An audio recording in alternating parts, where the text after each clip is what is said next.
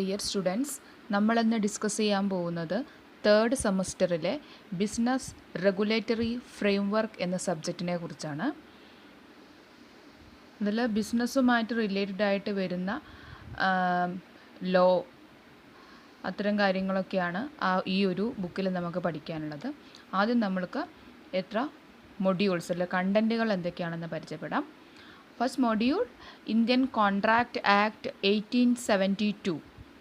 Module 2 Special Contracts. Module 3 Sale of Goods Act 1930. Module 4 Consumer Protection Act 1986. Module 5 Cyber Laws in India. Module 1 നമുക്ക് start ചെയ്യാം.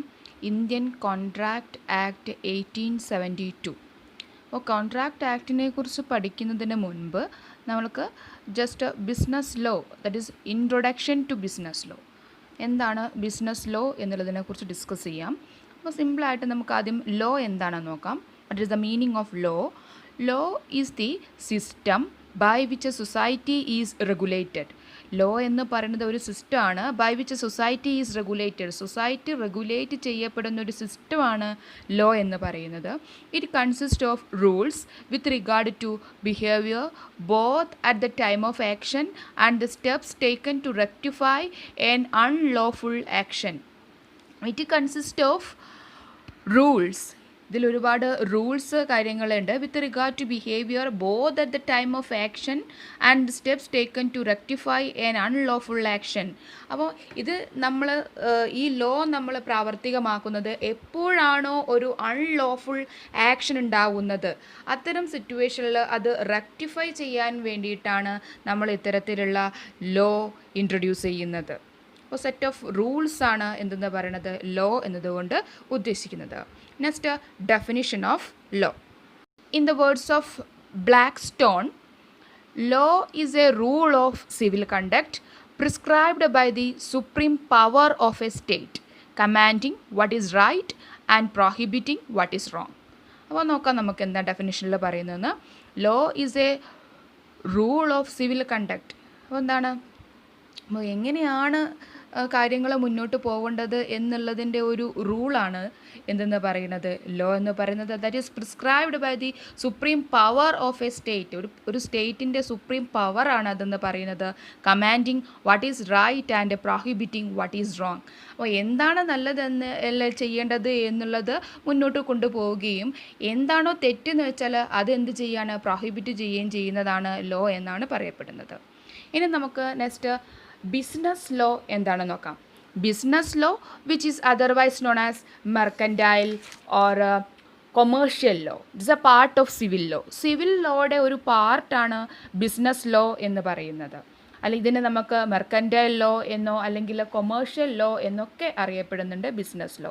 Business law governs and regulates the trade, the auxiliaries of trade and industry. Business law govern ചെയ്യുന്ന regulate ചെയ്യുന്നുണ്ട് ട്രേഡിനെയും അല്ലെങ്കിൽ auxiliaries of trade and industry. And what is auxiliaries of trade?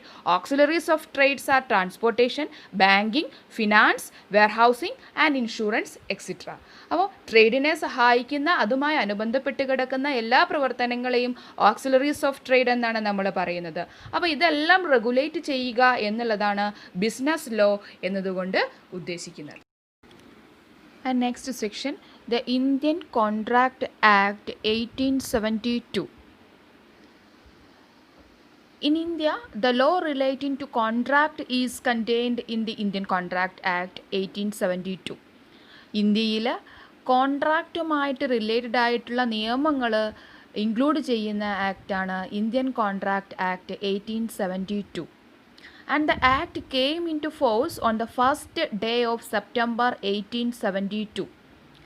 ഇത് നിലവിൽ വന്നത് September 1, 1872 and it applies to the whole of the India except the state of Jammu and Kashmir. Jammu and Kashmir ഒഴികെ ബാക്കി എല്ലായിടത്തും ഈ നിയമം പ്രാവർത്തികമാക്കുന്നതാണ്. Next contract. അപ്പോൾ Indian contract act that is relating to contract is contained in the Indian contract act ആണ്. So next What do you mean by contract? The word contract is derived from the Latin word contractum, means drawn together. Next, definition. The Indian Contract Act defines a contract as an agreement which is enforceable by law. അപ്പോൾ എന്താണ് ഇതിൻ്റെ definition പറയുന്നത്? Indian contract act പ്രകാരം contract എന്ന് പറഞ്ഞാൽ it is an agreement which is enforceable by law. അപ്പോൾ നിയമപരമായി പ്രാബല്യത്തിൽ വരുന്ന ഒരു എഗ്രിമെൻറ്റിനെയാണ് നമ്മൾ എന്തെന്ന് പറയുന്നത്? കോൺട്രാക്ട്സ് എന്ന് പറയുന്നത്. പക്ഷേ അത് എങ്ങനെയായിരിക്കണം? Enforceable by law. According to Salmond, a contract is an agreement creating and defining obligation between the parties. A contract is an agreement creating and defining obligation between the parties. അപ്പോൾ രണ്ട് പാർട്ടികൾ അല്ലെങ്കിൽ രണ്ട് പേര് അല്ലെങ്കിൽ ഒരു ടു പാർട്ടീസ് അല്ലെങ്കിൽ രണ്ട് പേർക്കിടയിൽ നമ്മൾ എന്ത് ചെയ്യാണ്? ഒരു എഗ്രിമെൻറ്റ് ക്രിയേറ്റ് ചെയ്യുന്നതോടൊപ്പം ഡിഫൈനിങ് ദി ഒബ്ലിഗേഷൻ, അവർ ചെയ്യേണ്ട കടമ എന്താണ് എന്നുകൂടെ പറയുന്നതിനാണ് നമ്മൾ ഇത് കോൺട്രാക്റ്റ് എന്ന് പറയുന്നത്. Okay, from the above definition of contract, it is clear that contract essentially consists of three elements: agreement, obligation, enforceability.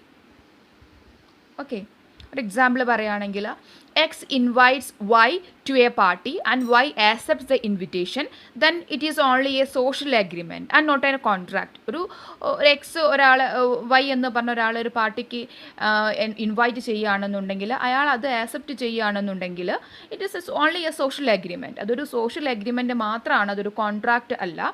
പക്ഷെ on the other hand A agree to sell his house to B for ₹25 lakh, this is a contract. അപ്പോൾ contract എന്ന് പറയുമ്പം അതിൽ എന്താണ്? ഒരു social obligation മാത്രമല്ല, അല്ലെങ്കിൽ social agreement മാത്രമല്ല അതിലുണ്ടാവുക.